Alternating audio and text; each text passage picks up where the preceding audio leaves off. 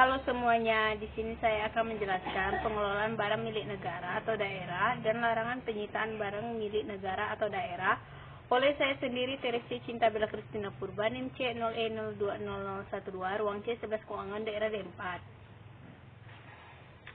Dasar hukum barang daerah disebut barang milik daerah atau BMD. Pelaksana pengelolaannya berdasarkan peraturan perundang-undangan, diantaranya sebagai berikut. Pertama, Undang-Undang Nomor 1 Tahun 2004 tentang Perbendaharaan Negara. Kedua, Peraturan Pemerintah Nomor 6 Tahun 2006 tentang pengelolaan barang milik negara atau daerah. Di sini ada manajemen aset. Standar akuntansi pemerintah mendefinisikan aset adalah sumber daya ekonomi yang dikuasai atau dimiliki oleh pemerintah sebagai akibat dari peristiwa masa lalu dan dari mana manfaat ekonomi atau sosial di masa depan diharapkan dapat diperoleh baik oleh pemerintah maupun masyarakat. Sementara itu, pengertian aset secara umum adalah barang atau sesuatu barang yang mempunyai nilai ekonomi, nilai komersial, atau nilai tukar.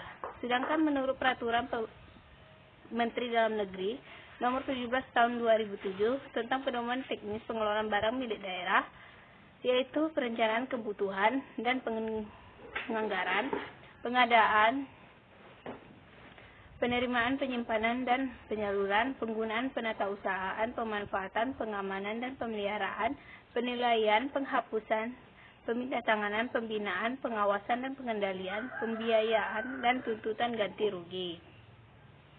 Pengertian aset barang dan aset daerah dalam UU Nomor 1 Tahun 2004 adalah semua barang yang dibeli atau diperoleh atas beban APBD atau berasal dari peroleh lainnya yang sah. Selanjutnya, pengertian BMD berdasarkan PP Nomor 6 Tahun 2006 adalah sebagai berikut. 1. Barang dibeli atau diperoleh atas beban APBD. Kedua, barang yang berasal dari perolehan lain yang sah meliputi A. Barang yang diperoleh dari hibah atau sumbangan atau yang sejenis. B. Barang yang diperoleh sebagai pelaksanaan dari perjanjian atau kontrak. C. Barang yang diperoleh berdasarkan ketentuan undang-undang. Atau D. Barang yang diperoleh berdasarkan putusan pengadilan yang telah memperoleh kekuatan hukum tetap. Kedua, aset. Pengertian aset sebagaimana dikutip dari modul Diklat Teknis Manajemen Aset Daerah PLAN 2007 seperti berikut. Aset atau aset dengan satu S yang telah diindonesiakan secara umum adalah barang atau sesuatu barang yang mempunyai pertama nilai ekonomi, kedua nilai komersial, ketiga nilai tukar.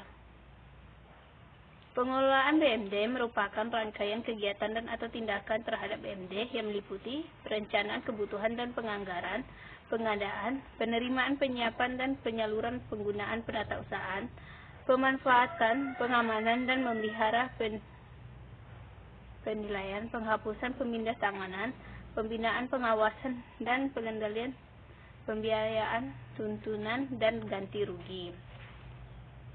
Pengelolaan BMD sebagai bagian dari pengelolaan keuangan daerah yang dilaksanakan secara terpisah dari pengelolaan barang milik negara. Yang pertama, barang yang dimiliki oleh pemerintah daerah.